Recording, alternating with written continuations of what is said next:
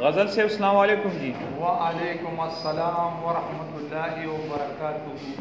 غزل صاحب څه حال احوال دی جی؟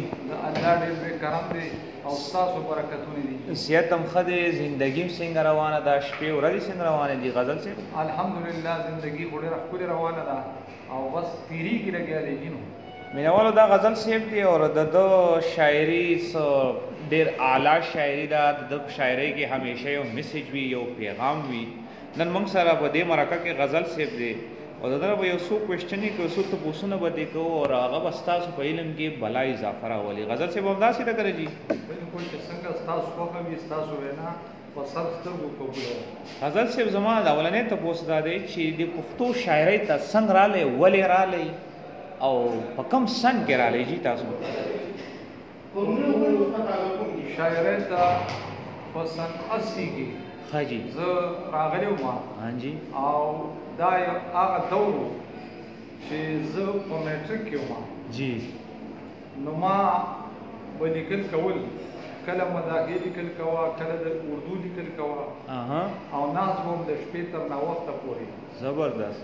او دې دوران کې چونکې هغه د نوې نوې د بلوغت هغه وخت او جی نو زما په ګاونډ کې ما سره یو جینۍ اوسېده. لکه هغه ولیده او بیا هغې سره به ما دا لوبې موبې چې کولې نو هغه زما په زړه کې د شاعرۍ هغه درد نور هم را پیدا شو. اگر چې د شاعر چې یم پیدایشي شاعر یم، ما چا نه ډېره اصلاح نه ده کړې. ټیک ده چې موږ ملګري نور هغوی هم لیکل کول او ما هم لیکل کول او یو بل ته هم اوروله. نو زه به تر ناوخته پورې ناست وم او ما به لیکل کول. نو زما پلار زما مور ته ویلې چې ده دا یو ترمان سپی ده ته کېده، ځکه چې دا بچی چې دی نو دی به ډاکټر جوړېږي او دی تر ناوخته پورې سټډي کوي. زبردست. هغه زه به ناست وم او ما وی یاره مامو ته بیا دې موته پیالې به مې ښه میدان ډکه کړه او څکله. زبردست. هغه والد صاحب یو شپې راغی ما ته وی بچې څه ګورې؟ ما یاره جي زه د انګلیش کتاب ګورم. اوس د شپې 2 بجې وي نو ما ته وی بچې ویده شه.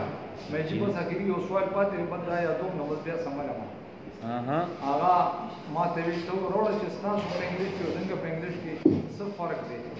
ما ډېر نقلي وکړو خو آخر بس ګېرېدم.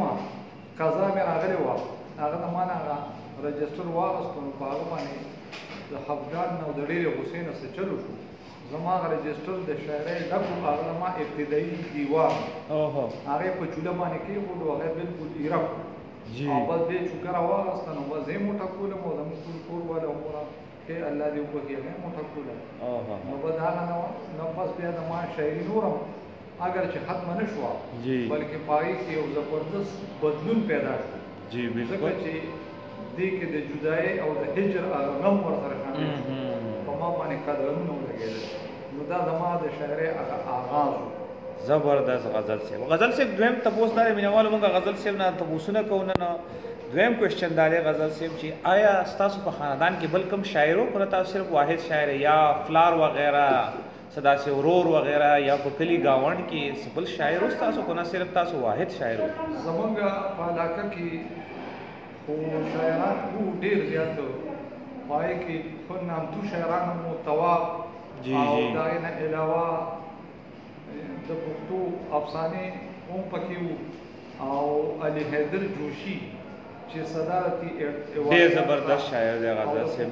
فلم یې جوړ کړی دی یوسف خان شیربانو، دا زموږ د خاورې سره تعلق لري. یوسف خان زموږ د کلي و او شیربانو خوا کې یو بل کلی و شیرغون، دا د هغې وزه ده اجینه اوسېدونکی ما.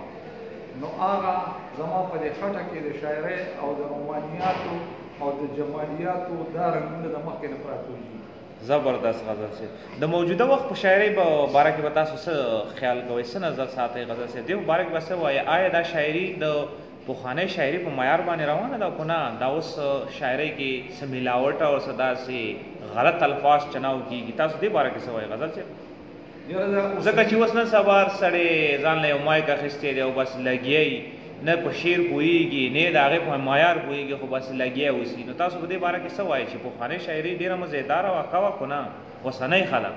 یاره جی د پخوانۍ شاعرۍ او د اوسنۍ شاعرۍ که تقابل وکړي شي جی نو پخوانۍ شاعرۍ کې مقصدیت او معنویت ډېر زیات و هغې کې سنجیدګي مو وه په هغې کې یو لوی پیغام به پروت و هغې کې تقدس و حیا و شرم و او اوسنۍ شاعري چې ده نو هغه د نوي دور د تقاضو مطابق ده خو د دې شاعرۍ د وجې نه په سترګو حیا ختمه شوه او روایات مونږ پرېښودل جدت طرف ته روان شو خو دې جدت مونږ له د رڼا په دې تیرې راکړي صحیح لہذا زما په خیال هغه پخوانۍ شاعري چې وه نو هغه ډېره زیاته معیاري وه صحیح غزل صاحب یو جهان مننه تاسو سره به بار بار مونږ ملاقات کوو ان شاء الله او زمونږ د ویورز نه دا ریکویسټ دی مونږ ورته دا ریکویسټ کوو چې د غزل صاحب چینل سبسکرایب کړئ د بیل آیکن ووهئ او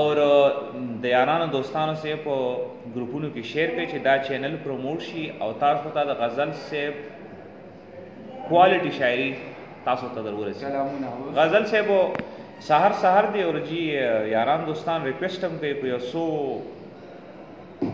د شاعرۍ یو څو لاین هم ووایو نو دا به ستاسو ډېره مهرباني دي ټیک شو جي بس الله دې تا خوشحاله او آباد لري خدای دې د ژوند په هر قدم باندې کامیابی آمین غزل صاحب سره ستاسو آمین یو څو شعرونه وړاندې کوم جی ګرمې مو جذبې دي بې نظره مو جنون نه دی ګرمې مو جذبې دي بې نظره مو جنون نه دی زبردست دوه زړونه چې یو دي که بېلتون دی نو بېلتون نه دی ښکلې تا ته به پښتون ښکاري اشنا ما ته پښتون نه دی کته چې سر د ستمګر په در نیولې وي زبردست کته چې سر د ستمګر په در نیولې وي تا ته به پښتون ښکاري اشنا ما ته پښتون نه دی او څنګه ورته کوز کړم سر څنګه سترګې ټیټې کړم څنګه ورته سر څنګه ورته کوز کړم سر څنګه سترګې ټیټې کړم دا زما عادت زما پښتو زما قانون نه دی دوباره وای غزل صاحب ښکلې په زړه پورې